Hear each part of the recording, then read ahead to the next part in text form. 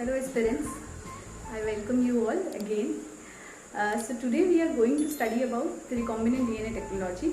So last time we already have discussed कि क्या what is basically the procedure of performing this recombinant DNA technology. So we ended the last video on discussing about the tools. तो अभी हम tools के बारे में पढ़ेंगे. So last time हमने जो tools पढ़े थे वो क्या बताए थे हमने, क्या tools होते हैं. एक होता है रिस्ट्रिक्शन एंजाइम, दूसरा होता है पॉलीमरेज एंजाइम, तीसरा होता है लाइगेज, चौथा होता है होस्ट और पांचवा होता है दी वेक्टर. तो ये 5 चीज़ें हमने पिछली वीडियो में इस पे हमने एंड किया था. तो आज हम वहीं से शुरू करते हैं. तो सबसे पहले हम लेते हैं रिस्ट्रिक्शन एंजाइम को. तो what exactly is restriction enzyme. So 1963 में एक बैक्टीरिया ई कोलाई के अंदर से हमने एक ऐसा रिस्ट्रिक्शन एंजाइम देखा जो कि उसके अंदर बैक्टीरियोफेज की ग्रोथ को रिस्ट्रिक्ट करता है. In 1963, we saw that there is an enzyme which is restricting the growth of bacteriophage in E. coli. So the scientists named this enzyme as restriction endonucleases. So scientists named restriction endonucleases RE. So what basically these restriction endonuclease do? जैसे कि नाम से ही पता चल रहा है restriction enzyme, वो enzyme जो किसी पर्टिकुलर चीज को रिस्ट्रिक्ट कर रहे हो वो होते हैं रिस्ट्रिक्शन एंजाइम. तो 1963 में साइंटिस्ट ने ये डिस्कवर किया. फिर वो कौन से 2 एंजाइम्स को उन्होंने डिस्कवर किया. सो एक का नाम था HIND2 और दूसरे का नाम था EcoR1. सो ये 2 एंजाइम्स उनको डिस्कवर हुए एंड उन्होंने इनको बोला कि दीज आर रिस्ट्रिक्शन एंडोन्यूक्लियेसेस. अब what particularly they do? So we'll take an example of HIND2. So HIND2 का एग्जाम्पल लेते हैं कि HIND2 करता क्या. So HIND2 क्या करता है, it cut the DNA fragment on a particular point. वो DNA fragment को एक particular point पे कट करता है after recognizing the 6 base pair sequence. What it does, it cut it at a particular point when it recognizes the particular 6 base pair. Okay, so this 6 base pair is also known as recognition sequence. We call this recognition sequence. Okay, so what is the base pair? Now the question arises, what is the base pair? So base pair होता क्या है? So this is a very basic thing जो already जानते होंगे लोग जो biology background से हैं. जो नहीं है बायोलॉजी बैकग्राउंड से तो हम एक क्विकली इसको देख लेते हैं कि बेस पेयर होता क्या है. सो डीएनए आपको पता है क्या है. डीएनए एक डबल हेलिक्स स्ट्रक्चर में आपको दिखाई देता है. ऐसे ट्विन करते हुए आप डायग्राम में देख सकते हैं, साइड में दिख रहा है. तो डीएनए एक डबल हेलिक्स फॉर्म में होता है. सो उसमें क्या होता है, डीएनए बना होता है न्यूक्लियोटाइड से. तो आपको जो दिखाई देता है वो न्यूक्लियोटाइड्स की लॉन्ग चेन्स होती है. It is basically a polymer which is made up of long chains of nucleotides. Okay, so what this nucleotide is. So nucleotide is basically the basic building blocks of nucleic acid. Okay, so what this nucleotide consist of. ये nucleotide 3 चीजों का बना होता है. ठीक है, आप diagram देखिए, उसमें 3 चीजें क्या हैं. एक तो होगा शुगर बेस, ठीक है, एक होगा फॉस्फेट ग्रुप और एक होगा न्यूक्लिक एसिड बेस पेयर. ठीक है, तो जो आपको शुगर दिख रहा है, अब डीएनए आरएनए 2 होते हैं. तो यहीं पे हमें डिफरेंस पता चलता है कि डीएनए और आरएनए क्या डिफरेंस है. पहला डिफरेंस तो ये है कि उसका शुगर दोनों का अलग अलग होता है. जो डीएनए में हमारा शुगर होता है वो होता है डीऑक्सीराइबोस.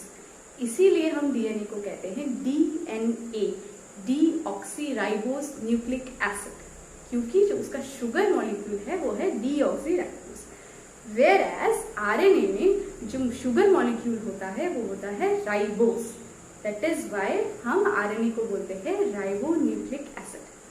सो ये बात आपको क्लियर है कि क्या डिफरेंस है आरएनए और डीएनए में, क्योंकि उनकी जो न्यूक्लियोटाइड है उसमें जो शुगर है वो दोनों में अलग अलग है. दूसरा फॉस्फेट ग्रुप होता है और तीसरा होता है न्यूक्लिक एसिड का बेस.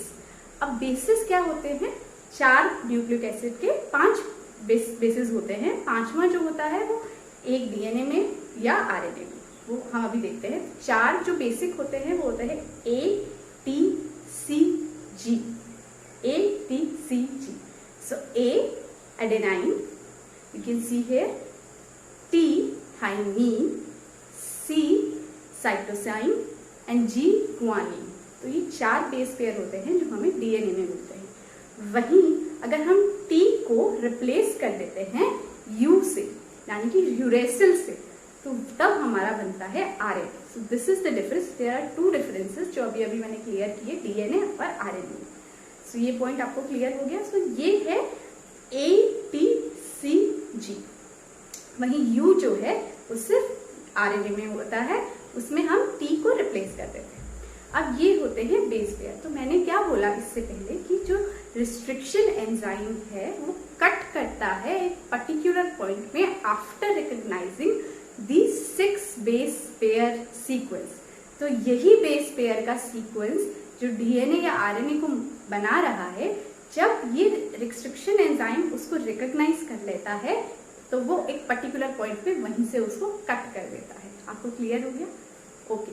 सो नेक्स्ट क्या है कि ये जो बेस पेयर हमने सीखा, ये base pair actually they are in a pair form. These bases ATCG are in a pair form, मतलब कि पेयरिंग करते हैं। Chargaff rule, Chargaff was a scientist जिन्होंने ये रूल दिया था कि इनकी कैसे पेयरिंग होती है। सो कैसे पेयर करते हैं? A will pair with T and C will pair with G। तो A किसके साथ पेयर करेगा? T के साथ, और C किसके साथ पेयर करेगा? G के साथ। वहीं अगर RNA होगा तो आप T को रिप्लेस कर देंगे U से। सो ये है कैसे बेस पेयर पेयरिंग करते हैं, कैसे बेसिस पेयरिंग करते हैं, और आपको कैसे एक हेलिक्स फॉर्म दिखाई देता है। सो अभी हमने सीखा कि what are the base pairs. अब हमें पता चल गया कि बेस पेयर क्या है, ठीक है। अब ये रिस्ट्रिक्शन एंजाइम क्या होता है? ये रिस्ट्रिक्शन एंजाइम जो होता है ये एंजाइम्स की ऐसी कैटेगरी से बिलोंग करता है जिसे हम कहते हैं न्यूक्लिएसेस। न्यूक्लिएसेस, न्यूक्लिएसेस क्या होते हैं? ऐसे एंजाइम होते हैं जो न्यूक्लियोटाइड को ही कट करेंगे। सो अभी हमने देखा कि DNA RNA दोनों न्यूक्लियोटाइड से बने हैं, तभी ये जो रिस्ट्रिक्शन एंजाइम्स हैं ये बहुत ही आसानी से न्यूक्लियोटाइड को कट कर दे रहे हैं, यानी कि DNA और RNA दोनों को कट कर दे रहे हैं। अब ये जो रिस्ट्रिक्शन एंजाइम्स होते हैं ये 2 तरीके के होते हैं। क्या क्या है? एक तो है एक्सोन्यूक्लिएसिस और दूसरा है एंडोन्यूक्लिएसिस। एक्सोन्यूक्लिएसिस क्या है? एक्सोन्यूक्लिएसिस वो है जो DNA को एंड में जाके कट करेगा, मतलब कि पूरे DNA की सीक्वेंस के एंड में जो कट करे वो है एक्सोन्यूक्लिएसिस। और एंडोन्यूक्लिएसिस क्या है? एंडोन्यूक्लिएसिस वो है जो एक पर्टिकुलर स्पेसिफिक सीक्वेंस को रिकॉग्नाइज करे और फिर कट करे। अभी थोड़ी देर पहले हमने पढ़ा कि HIND1 जो है वो एक स्पेसिफिक बेस पेयर को रिकॉग्नाइज करता है जिसे हम रिकॉग्निशन सीक्वेंस कहते हैं। इसका मतलब जो HIND2 है वो एक एंडोन्यूक्लिएसिस है। तभी जो साइंटिस्ट थे उन्होंने कहा था कि दे हैव डिस्कवर्ड 2 रिस्ट्रिक्शन एंडोन्यूक्लिएसिस। एंडोन्यूक्लिएसिस माने कि जो एक पर्टिकुलर सीक्वेंस को रिकॉग्नाइज करे और फिर उसे कट करे। Now how this endonucleases work?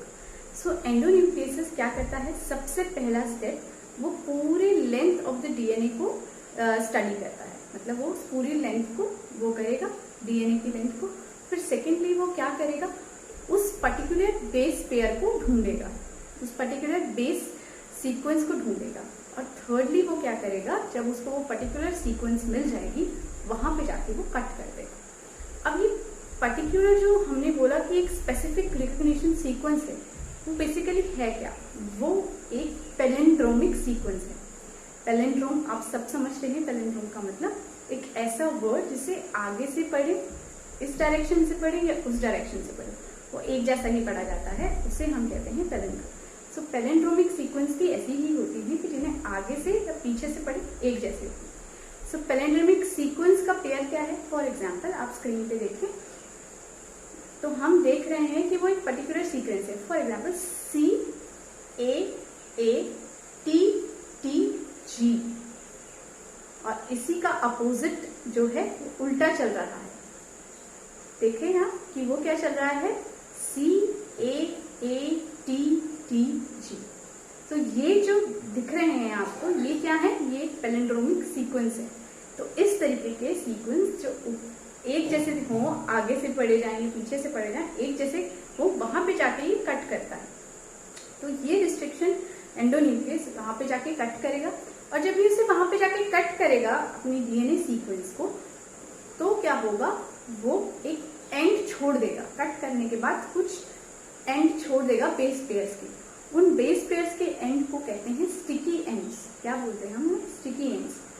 तो वो वहां पे अब हम नेक्स्ट जो चीज देखने वाले हैं, जो नेक्स्ट एंजाइम का रोल आएगा वो आएगा लाइगेज। तो लाइगेज एंजाइम जो हमने बताया था कि सेकेंड टूल है, वो यहाँ पे काम करेगा। आप अब शुरू से अगर आप अपना सीक्वेंस देखें तो आपने देखा कि आपने रिस्ट्रिक्शन एंडोन्यूक्लियस यूज किया, आपने डीएनए के एक पर्टिकुलर सीक्वेंस पे जाके कट किया with the help of the endonuclease, and जब आपने कट किया तो आपको कुछ स्टिकी एंड्स मिल गए। जब आपको स्टिकी एंड्स मिल गए, फिर आप क्या यूज कर रहे हैं? Ligase enzyme. लाइगेज का काम क्या है? वो एंड्स को जोड़ता है। यानी कि अगर आपने एक डीएनए कट किया एक पर्टिकुलर बैक्टीरिया का एक एंडोन्यूक्लियस से, और फिर आप एक फॉरेन डीएनए जो इंसर्ट करना चाहते हैं उसे भी आप उसी सेम एंडोन्यूक्लियस से कट करेंगे, तो वो जो दोनों के एंड्स आपको मिलेंगे वो क्या होंगे? Sticky ends. इसके भी और इसके भी, दोनों के स्टिकी एंड्स को फिर हम with the help of ligase enzyme join कर देंगे, तब हमें एक न्यू डीएनए फ्रेगमेंट मिलेगा। तो इसके आगे अब हम देखेंगे कि हमने देखा कि न्यूक्लियस का क्या रोल है, हमने देखा कि लाइगेज का क्या रोल है, अब हम देखेंगे कि पॉलीमरेज एंजाइम का क्या रोल है।